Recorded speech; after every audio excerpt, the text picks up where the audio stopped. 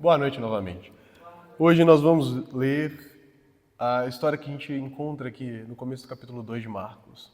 E essa é mais uma história das muitas na Bíblia e uma das primeiras aqui no Evangelho de Marcos, em que Jesus se encontra com um grupo de pessoas que não sabem quem ele é e não aceitam quem ele é. Você talvez já conheça, muito comumente Jesus se encontra com esse grupo de pessoas e eles simplesmente não admitem as coisas que Jesus diz sobre si mesmo. Essas pessoas são as pessoas que eram os líderes religiosos da época de Jesus, ali onde Jesus vivia. Eram os escribas e os fariseus, principalmente. Muitas pessoas não vão compreender quem Jesus é, mas os escribas e fariseus são parte de um grupo muito importante aqui. No entanto, hoje a gente vai falar sobre um engano a respeito de Jesus que muitas pessoas que não são escribas nem fariseus também cometem. E que talvez nós cometamos em alguns momentos da nossa vida. Talvez hoje você esteja cometendo esse tipo de erro sobre Jesus em alguma área da sua vida. Pode ser que isso seja verdadeiro. A gente vai ler o texto e falar mais um pouco sobre isso. Marcos capítulo 2, a partir do verso 1. Dias depois, Jesus entrou de novo em Cafarnaum e logo se ouviu dizer que ele estava em casa. Muitos se reuniram ali a ponto de não haver lugar nem mesmo junto à porta. E Jesus anunciava-lhes a palavra. Trouxeram-lhe então um paralítico carregado por 4 homens. E não podendo aproximar-se de Jesus, por causa da multidão, removeram o telhado no ponto correspondente ao lugar onde Jesus se encontrava, e pela abertura desceram o leito em que o paralítico estava deitado. Vendo-lhes a fé, Jesus disse ao paralítico: Filho, os seus pecados estão perdoados. Alguns escribas estavam sentados ali e pensavam em seu coração: como ele se atreve a falar assim? Isso é blasfêmia. Quem pode perdoar pecados a não ser um, que é Deus? E Jesus, percebendo imediatamente em seu espírito que eles assim pensavam, disse-lhes: por que vocês estão pensando essas coisas em seu coração? O que é mais fácil? Dizer ao paralítico: os seus pecados estão perdoados, ou dizer: levante-se, tome o seu leito e ande. Mas isso é para que vocês saibam que o Filho do Homem tem autoridade sobre a terra para perdoar pecados. E disse ao paralítico: eu digo a você, levante-se, pegue o seu leito e vá para casa. Ele se levantou e no mesmo instante, pegando o leito, retirou-se à vista de todos, a ponto de todos se admirarem e darem glória a Deus, dizendo: jamais vimos coisas assim. Vamos orar. Pai bendito, nos ajude diante da sua palavra, para que a gente possa falar sobre ela com fidelidade, com honestidade, com respeito ao texto sagrado, com o que ele realmente diz, e que essa palavra traga vida para nós, Deus. Em nome de Jesus nós oramos. Amém. O texto começa dizendo assim: dias depois. Dias depois do quê? Dias depois daquele trabalho que Jesus já estava fazendo e dias depois, especialmente, de um encontro que Jesus tem com um leproso. Jesus se encontra com esse leproso durante o ministério que ele já vinha realizando na Galileia. O ministério de Jesus envolvia principalmente pregação. Jesus era um pregador, acima de tudo. Antes de tudo, ele era um pregador.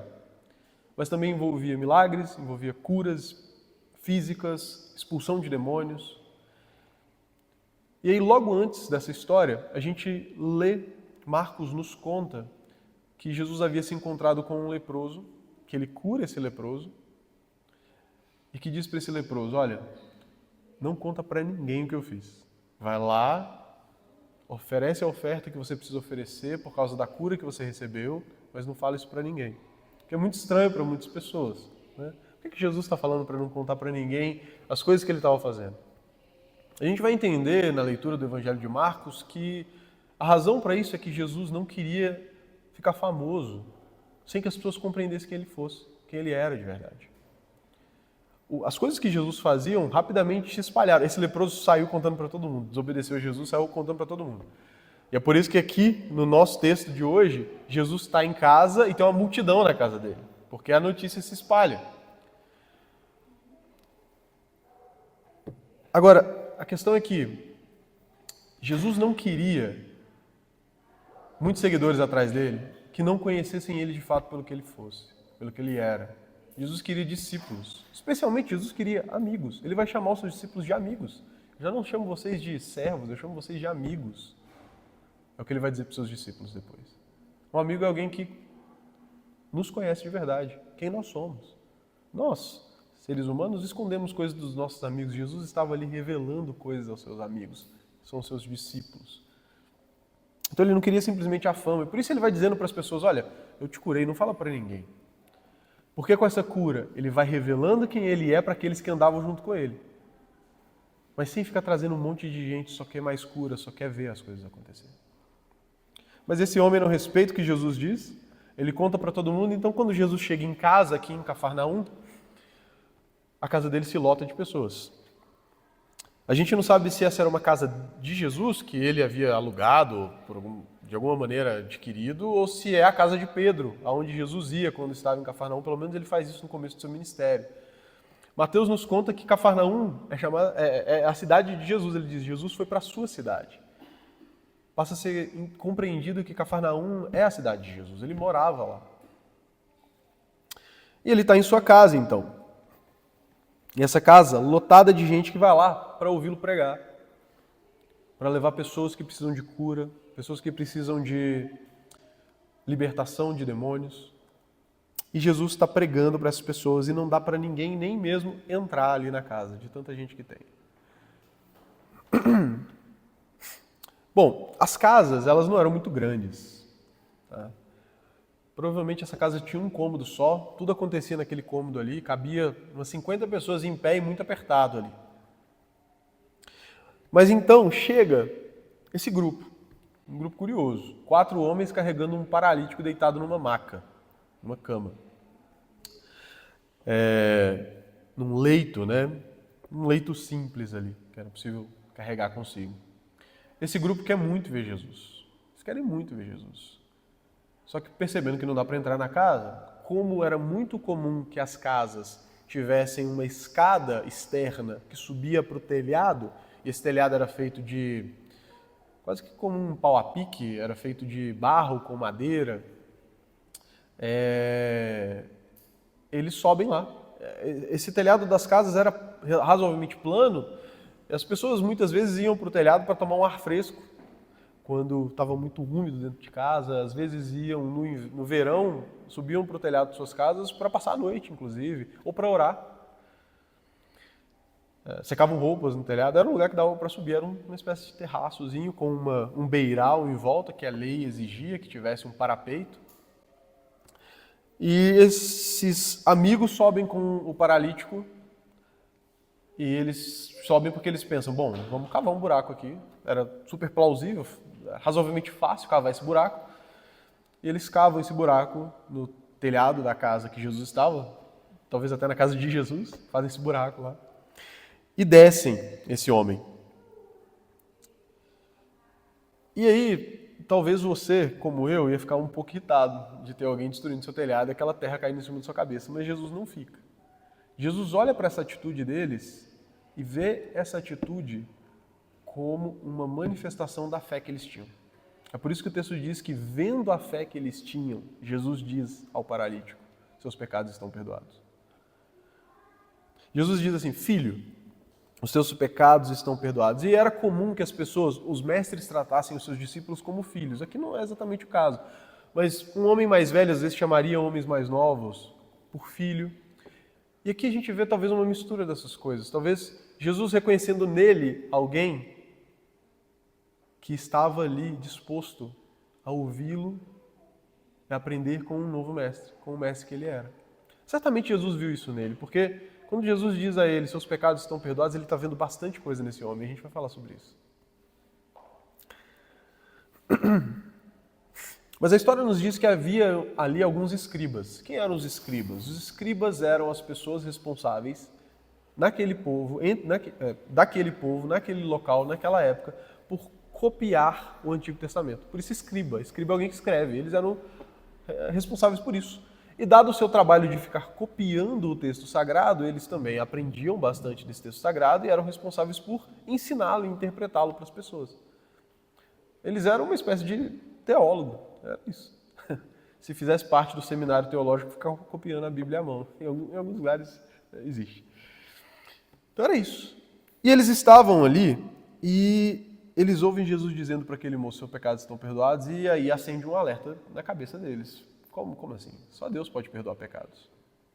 É verdade. Então a reação lógica deles diante daquele homem dizendo seus pecados estão perdoados esse homem está cometendo blasfêmia contra Deus. Ele está arrogando para si algo que ele não tem o direito, que é de Deus. Uma glória que é só de Deus. Mesmo médicos naquela época, eles atribuíam a Deus a cura, fazendo o seu trabalho. Então o que Jesus está fazendo ali é peculiar e de certo sentido, faz sentido o que os escribas pensam no seu coração. Veja, o texto diz que eles pensavam no seu coração. Eles não falaram isso. Eles viram Jesus dizendo e ficaram pensando. Quem esse cara pensa que é? Só Deus pode dizer isso. Isso é blasfêmia. Então, diante disso, havia só duas possibilidades. Ou Jesus era de fato Deus, que eles acharam inconcebível, ou ele era um blasfemo e um impostor, um charlatão ali. Logicamente, o raciocínio deles não estava incorreto. Mas aí Jesus percebe o que eles estão pensando no seu espírito. É engraçado porque o texto diz que os escribas pensaram isso. Cada um caladinho pensou basicamente a mesma coisa. Qual que é desse cara? E Jesus percebe em seu espírito. Ele tem uma percepção espiritual daquilo.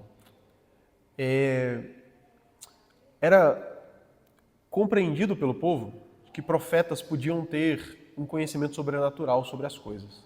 Você vai ver isso, por exemplo, lá no livro dos Reis, em que Eliseu, ele informa o rei sobre as táticas do rei adversário. Então, Elias ou Eliseu. Agora, me fugiu a memória qual dos dois. Mas você vai encontrar isso. E então era plausível que eles, olhando para Jesus, vendo ali um profeta, eles compreendessem, não, isso é feitio de um profeta, saber o que há no coração. Mas Jesus responde de uma maneira que é muito peculiar e com uma ousadia maior do que a dos profetas. Ele diz assim, vocês estão se perguntando quem eu sou, quem eu acho que eu sou? Aqui estou colocando outras palavras, né? Mas estão se perguntando quem eu acho que eu sou, que eu estou falando, que eu estou blasfemando contra Deus no coração de vocês? O que é mais fácil?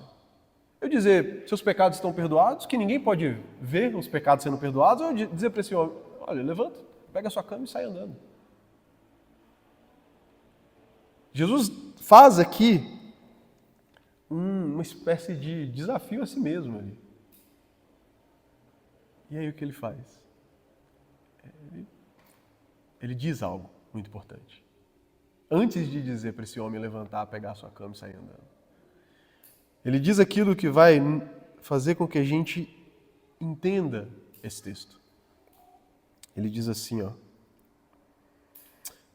mas isso é para que vocês saibam que o Filho do Homem tem autoridade sobre a terra para perdoar pecados. E aí ele diz para o homem, levanta, pega a sua cama e ande. A palavra que Jesus usa aqui de autoridade, de poder, é uma palavra que significa uma autoridade que foi recebida de Deus. E aqui Jesus usa pela primeira vez no Evangelho de Marcos a expressão o Filho do Homem. Essa expressão vem lá de Daniel, capítulo 7. E o que acontece na visão que Daniel tem lá no capítulo 7? Daniel vê Deus, uma representação de Deus como um idoso, um ancião de dias, um jeito muito bonito, profético de dizer um idoso. Ele vê um idoso de barbas e cabelos brancos, e então vê como que um filho do homem vindo e recebendo de Deus o governo sobre todas as coisas.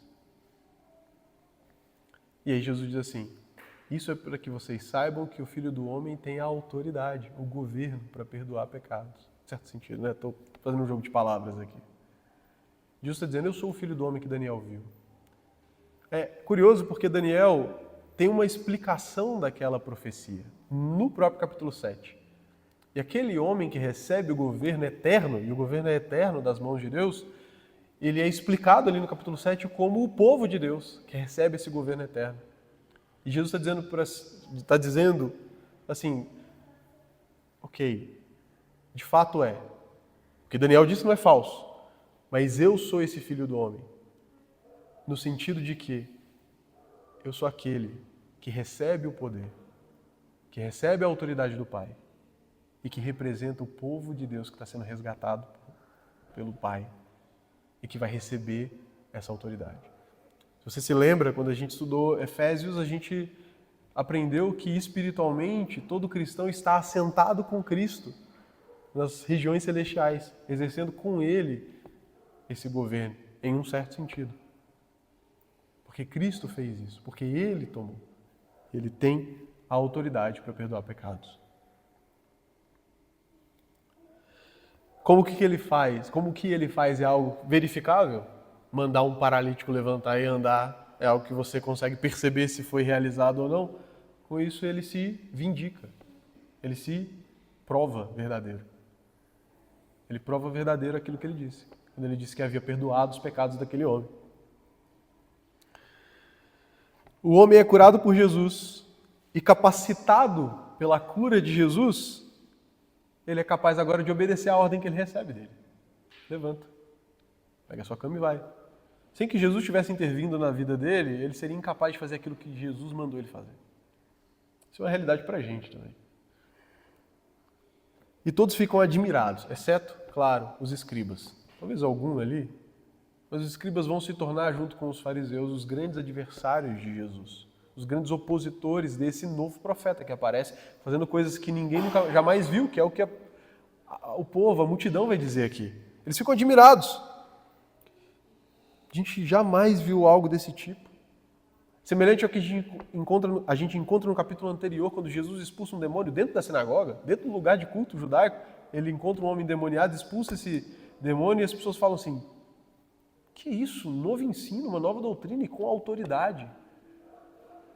Ele falava, e nas palavras e nos atos de Jesus era manifesta a autoridade que aquilo que ele dizia era verdade. E o poder que ele dizia ter era manifesto, era visto.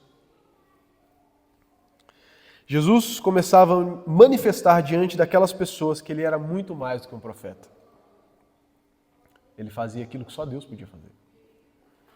Ele não era um blasfemo, porque o que ele dizia era verdade, no sentido de que ele era o próprio Deus, que encarnou e fazia aquilo que só Deus podia fazer. Agora, a gente se volta então, por que esse texto nos ensina?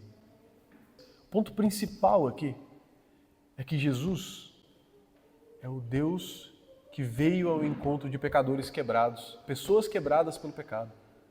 Esse é o ponto aqui. É o ponto por quê? Porque, como o texto deixa muito claro, Jesus é Deus homem. Ele é homem. Ele morava numa casa, ele comia, ele andava a pé, ele fazia o que um ser humano fazia, porque ele era um ser humano. Ele se refere a si mesmo como o Filho do Homem, que é essa figura humana mesmo de Daniel 17, mas ao mesmo tempo uma figura humana que recebe tamanha glória que já aponta aqui para o fato dele ser mais do que um simples ser humano. Jesus era o próprio Deus, feito carne. Os evangelhos mostram pouco a pouco que Jesus não é apenas um ser humano, mas o Criador. Quando afirma o perdão de pecados, ele arroga para si a autoridade divina. Os escribas questionam corretamente por um lado, mas são contrariados, com certeza, pelo milagre de Jesus. Ele tem autoridade para perdoar pecados. Se a gente aprende aqui nesse texto que Jesus é o Deus homem, o Deus encarnado, a gente também aprende que esse Deus é misericordioso. A gente vê Jesus recebendo pessoas na casa dele, multidões. Lembra? Ele falou para o leproso, olha, não conta para ninguém. O leproso contou, ele não fechou a porta. Ele falou, deixa esse pessoal aí fora, não quero conversar com ninguém. Ele recebe. Ele sabia. A gente vai ler em outro lugar que Jesus não se dava a confiar às pessoas que andavam atrás dele, até que diziam que criam nele, porque ele conhecia o coração delas. Ele sabia que a maior parte daquelas pessoas que andavam atrás dele procurando milagres, cura, exorcismo e às vezes alimento, queriam só isso. Milagres, curas, libertação de demônios. Ele sabia disso. E mesmo assim, ele se dava a encontrar com essas pessoas. Ele curava. Ele curava pessoas que não se tornariam seguidores dele. Um teólogo que eu li enquanto preparava esse sermão pontua isso. Esse leproso desobedeceu o que Jesus disse. Não parece ser sinal de alguém que se converteu a Jesus. Mas ele recebeu a cura. Ele foi purificado. Jesus é misericordioso. Mas quando a gente ouve que Jesus cura por misericórdia e que Deus é rico em misericórdia, pode ser que apareçam algumas perguntas na nossa cabeça. Por que Jesus não curou todas as pessoas? Por que Deus não cura todas as pessoas hoje? Por que esse tipo de milagre que Deus faz por misericórdia não acontece o tempo todo com todo mundo que clama por um milagre? É por isso que a segunda parte do ensino do texto é muito importante, porque se por um lado o texto nos fala algo sobre Jesus, por outro ele nos fala algo sobre a missão de Jesus. A missão de Jesus tem como propósito glória de Deus na salvação de pecadores. Ele tem como propósito, nos seus atos, glorificar a Deus por meio da salvação de pecadores. O versículo 12 nos diz que as pessoas saíram glorificando a Deus. Ele atinge ali o real propósito dos seus atos, que Deus fosse glorificado. Mas a principal maneira disso é por meio da salvação de pecadores. E aqui talvez seja óbvio pensar que, uma vez salvo, um pecador passa a glorificar a Deus na sua vida. Ele passa a ser alguém que dedica a sua vida a adorar a Deus. E cada pessoa salva é mais uma boca que se abre para cantar louvores ao Senhor.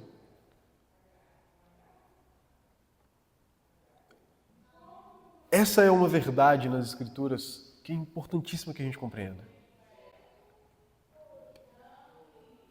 A glória de Deus é o nosso bem. Quando Deus busca a sua glória, Ele não age com egoísmo, porque diferente de nós, que quando somos glorificados entre as pessoas, nós basicamente ganhamos algo para si mesmos, para nós mesmos, a glória de Deus significa um bem para nós. Quando a gente peca, a gente é destituído da glória de Deus, a gente é separado da glória de Deus, a gente morre espiritualmente. E o modo como essa morte é descrito por Paulo ao escrever aos Romanos é uma separação da glória de Deus. Quando Deus busca a sua glória, junto com ela Ele está buscando o nosso bem, porque a glória de Deus é o nosso bem.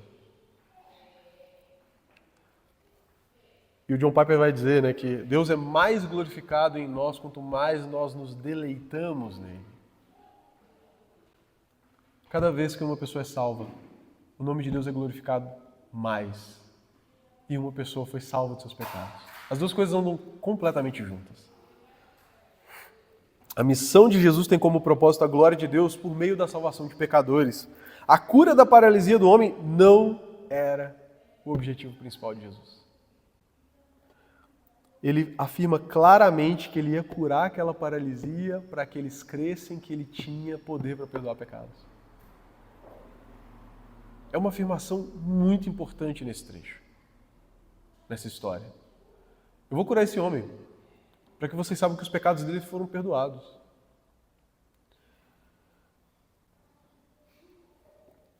Agora, a missão de Jesus, se por um lado o propósito dela é a glória de Deus com o perdão de pecados dos pecadores, com o perdão dos pecadores, por outro lado ela é marcada por essa misericórdia maravilhosa e poderosa de Deus. O coração compassivo de Jesus é incapaz de não se comover com o sofrimento. Jesus, ele andava pelas ruas, via o sofrimento de Jerusalém e chega a chorar diante de Jerusalém, dizendo: Jerusalém, Jerusalém. E aí falando como Deus, quantas vezes eu quis te reunir sob as minhas asas como uma galinha faz com seus pintinhos. Jesus se compadece do sofrimento do povo. E ele age com misericórdia. Ele ensina por misericórdia, ele cura, ele alimenta. E quando ele faz isso, ele contribui para esse mesmo propósito de glorificar a Deus. Porque ele revela a beleza de Deus. E quando nós contemplamos essa beleza, essa graça, essa misericórdia, nós damos glória a Deus. Tanto o perdão dos pecados, quanto as curas e os atos de misericórdia de Jesus buscam glorificar a Deus. Agora, é importante entender isso, porque quando a gente lida com isso, a gente enxerga isso nas Escrituras, a gente pode conceber a seguinte ideia. Quando Jesus não curou alguém, é porque de alguma maneira, alguma organização das circunstâncias significam que aquela cura não traria glória para Deus da maneira que deveria trazer. A gente não sabe como, a gente não entende o porquê, a gente não consegue concatenar essas ideias, a gente não consegue trançar todos os fios da realidade, mas Deus consegue. Ele faz isso perfeitamente. Agora, esse texto nos ensina que a missão de Jesus tem... Esse texto nos ensina sobre a missão de Jesus, que ela tem o propósito da glória de Deus, que ela é marcada pela misericórdia de Deus em Cristo. Agora, ele também nos ensina que nós nos tornamos alvos dessa missão por meio da fé. Nós nos tornamos beneficiados dessa missão de Cristo por meio da fé. Esse homem é curado, esse homem tem os seus pecados perdoados quando Cristo o vê. E qual que é a afirmação que Marcos faz sobre Cristo quando ele vê aquele grupo de amigos e aquele homem? Vendo-lhes a fé. Jesus lhe diz: filho, seus pecados estão perdoados. A fé é um componente essencial para o nosso conhecimento da graça de Deus, para a nossa recepção da graça de Deus. De modo que Paulo vai escrever: vocês são salvos pela graça por meio da fé. E o que é a fé? Aqui esse sermão não é sobre isso, mas vale aqui uma pequena exposição, brevíssima exposição sobre aquilo que compõe uma fé que salva. O que é a fé que salva?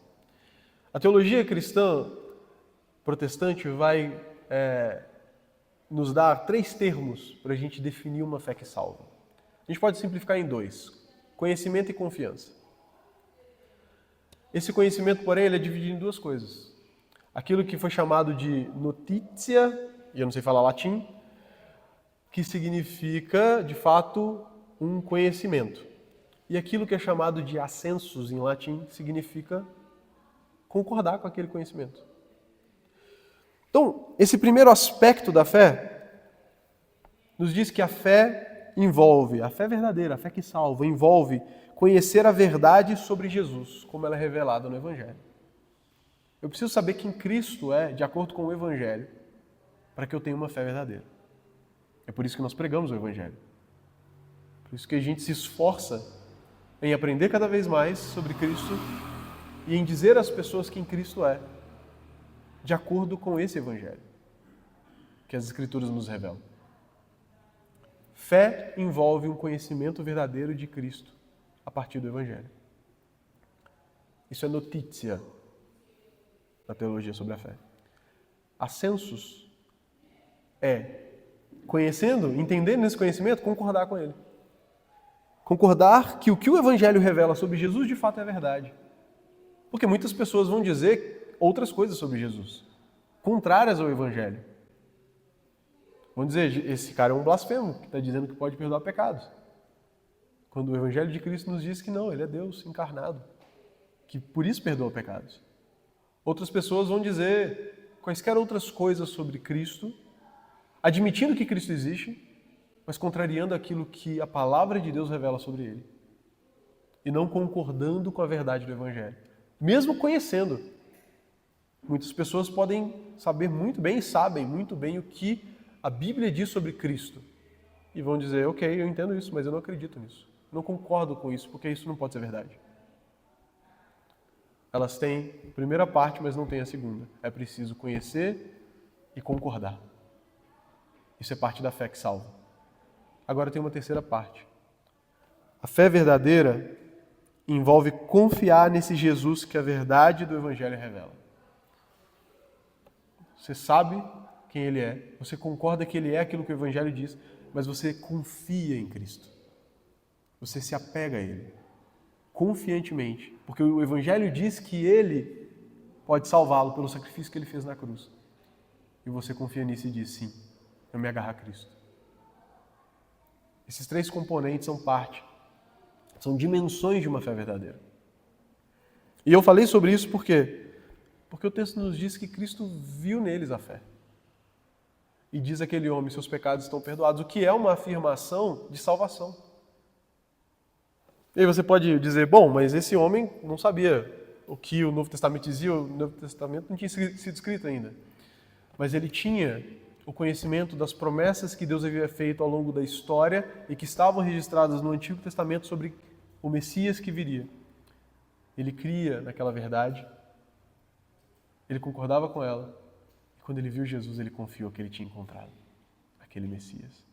Ele confiou a tal ponto, não só ele, mas os seus amigos, que eles não se furtaram, não ficaram acanhados de destruir o telhado da casa de Jesus.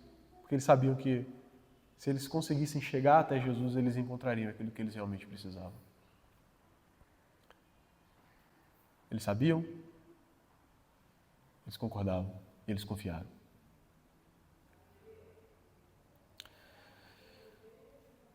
Agora, essa revelação sobre Cristo e sobre a sua missão que a gente encontra aqui no capítulo 2, no início do capítulo 2 de Marcos, que eu falei com vocês agora, ela também nos revela tudo aquilo que nós realmente precisamos. Como assim? Olha só, era muito comum que as pessoas crescem que as doenças eram causadas pelos pecados. Isso era uma crença comum. De fato, você vai encontrar no livro de Eclesiástico, aquele livro apócrifo do Antigo Testamento, que você encontra na Bíblia Católica Romana, você vai encontrar lá em Eclesiástico, capítulo 38, versículo 15, dizendo assim, ó, aquele que peca na presença daquele que o fez, ou seja, na presença de Deus, cairá nas mãos dos médicos. Ou cairá nas mãos do médico. Esse texto foi escrito por Jesus ben Sirac. Jesus era um nome comum. Né? Havia vários Jesus no tempo de Jesus. Esse daqui, na verdade, viveu cerca de 150 anos antes de Jesus. Ele escreve esse livro. Então, no tempo de Jesus, isso era uma crença corrente.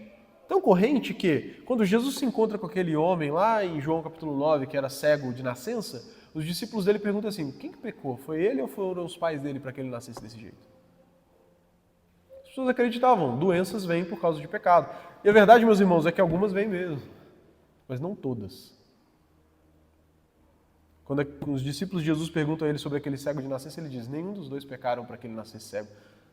Mas isso aconteceu para que a glória de Deus se manifestasse na vida dele. Então, perceba, existe uma relação? Existe. Não é uma relação absoluta? Toda doença é causada pelo pecado? Não é.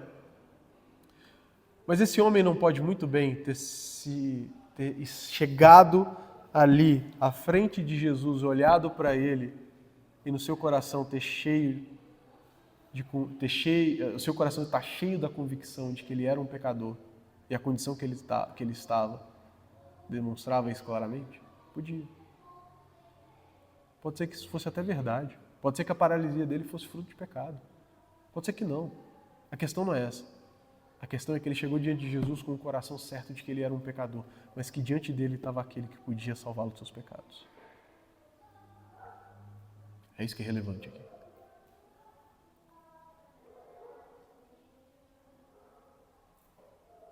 Cristo vê no coração daquele homem que ele acreditava na coisa certa sobre o Messias e que ele confiava nele como Messias, como Salvador. Agora, o encontro com o Deus que perdoa pecados é tudo o que aquele homem realmente precisava.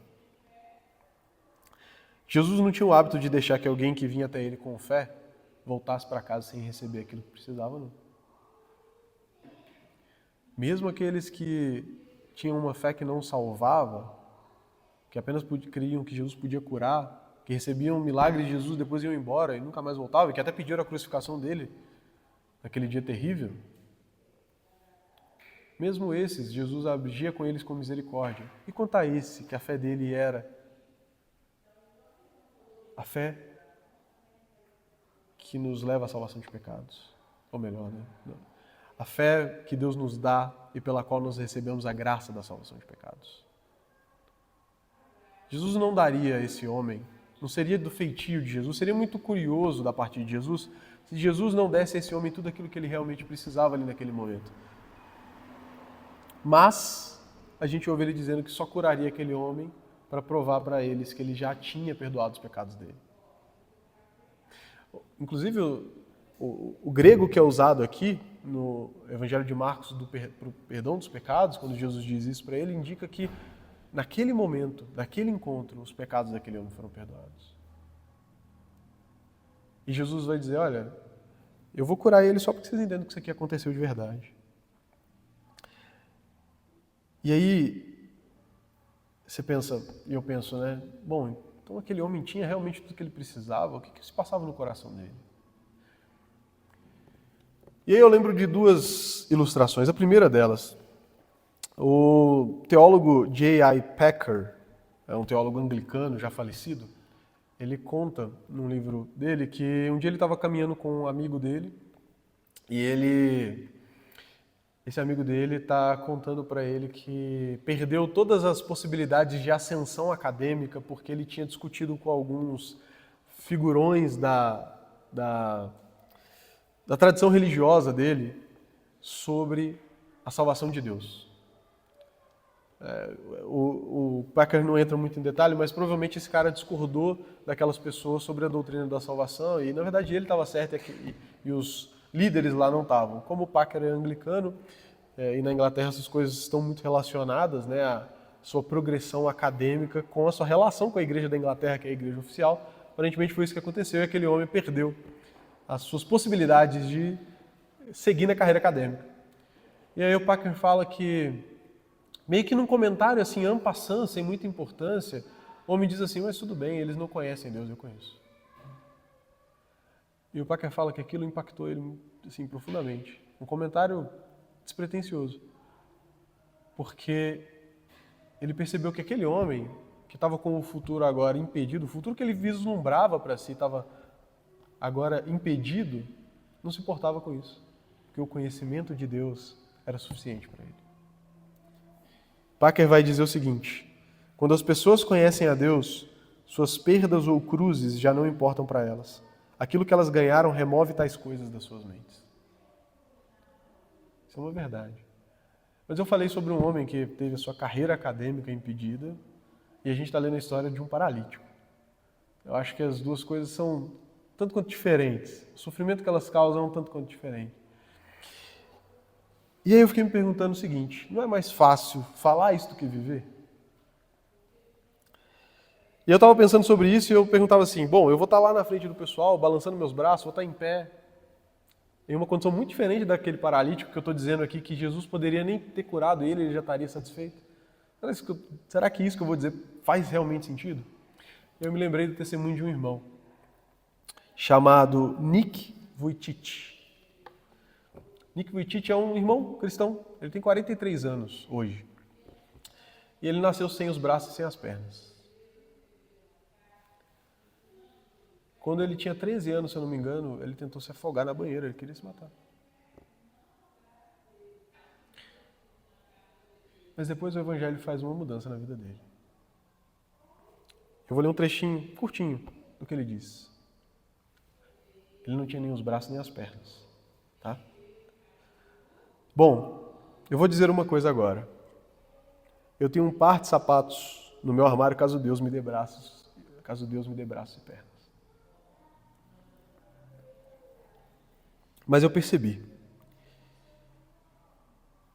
que o maior milagre de todos é que eu jamais... O maior milagre de todos que eu jamais receberei na minha vida é a minha alma ser salva, eu ser cheio do Espírito Santo, ter um relacionamento com Jesus, enquanto eu permaneço nele e ele permanece em mim, sendo ele o meu conforto, a minha força, me dando direção e sabedoria ao longo da minha vida. Qualquer coisa além da minha salvação é apenas um bônus. Talvez você não vai acreditar isso vindo de mim, balançando meus braços e pernas aqui enquanto falo isso com você.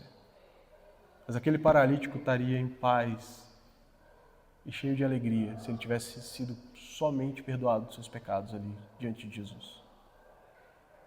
Mas ele recebe o bônus e recebe também a cura. Aqui, porém, nós temos um irmão que não tem os braços nem as pernas. E é muito bonito quando ele diz, né? Eu tenho um par de sapatos no meu armário, caso Deus queira me dar braço e perna. Mas o maior milagre era a alma salva. O maior milagre da vida dele é a alma dele salva. E ele não chega a falar isso aqui, mas eu não sei se você se lembra. Um dia o Senhor volta e nos ressuscita e nos dá corpos perfeitos.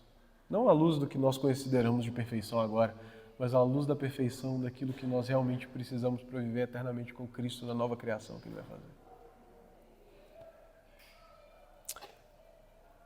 O Nick conta a sua história sobre a alegria de ter os seus pecados perdoados.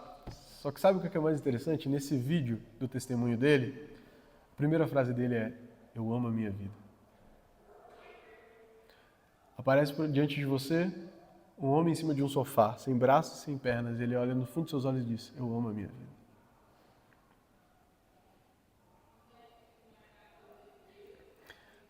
Esse é o tipo de vida que Jesus dá.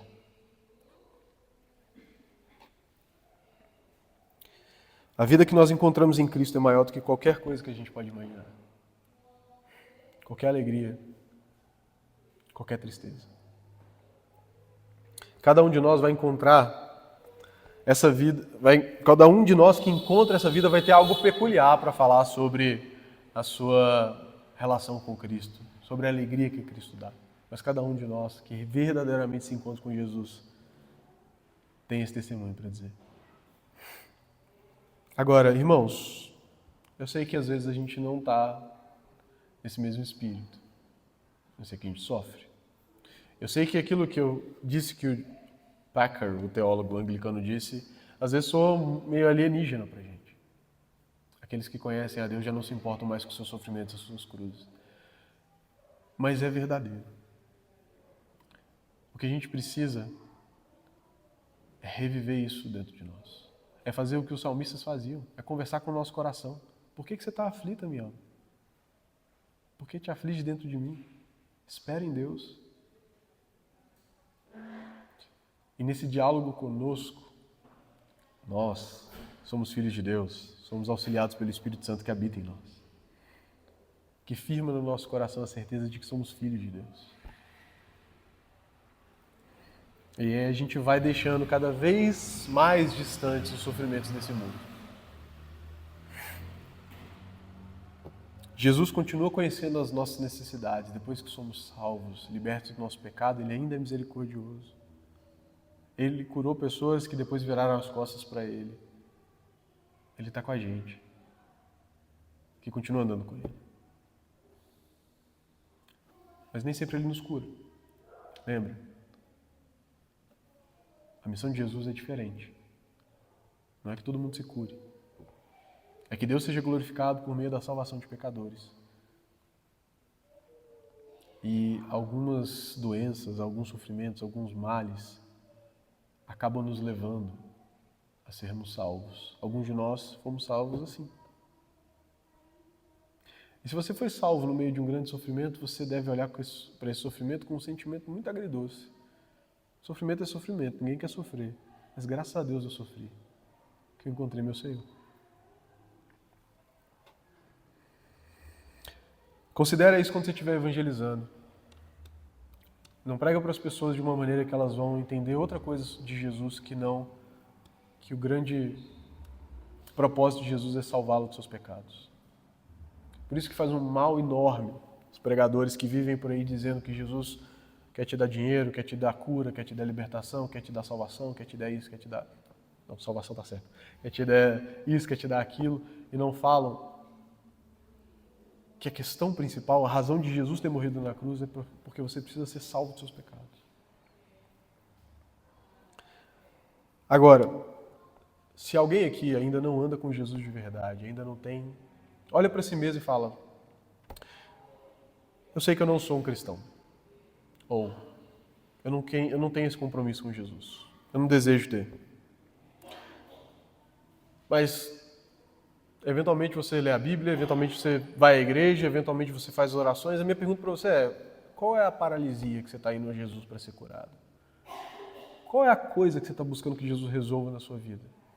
O que é que não te deixa perceber que o que você realmente precisa é ser amigo de Deus e ter os seus pecados perdoados? Porque se isso for resolvido, tudo o resto se torna pequeno. Perceba que o que Jesus realmente se importa em fazer por você, ainda que isso talvez não faça sentido agora, é garantir que você se torne um filho de Deus e pela eternidade esteja com Ele. E perceba que se isso parece uma mensagem um pouco desapontadora, para alguém que às vezes procura a religião, procura a igreja porque quer um milagre, se isso é um pouco desapontador, não há nada pior do que viver curado nesse mundo e passar uma eternidade sendo punido pelos seus pecados, porque você virou as costas para a oferta que Jesus fez gratuitamente, por grande amor e misericórdia, ao morrer na cruz, por pecadores como eu e você. Quando a gente olha para Jesus se encontrando com esse paralítico, a gente vê aqui um grupo que não entendeu quem Jesus era. E talvez a gente se encontre aqui como um outro grupo que também não entendeu quem Jesus é. Que o propósito de Jesus não é ficar fazendo milagre nas nossas vidas e nos deixar cheios de milagres a caminho do inferno. O propósito de Jesus era fazer amigos, mas amigos de Deus, que tiveram os seus pecados que os tornavam inimigos de Deus removidos da frente e agora podem chegar diante de Jesus, diante do Pai. E primeiro de tudo, chamar Deus de Pai, que é uma exclusividade dos cristãos. Pelo menos deveria ser entendido assim.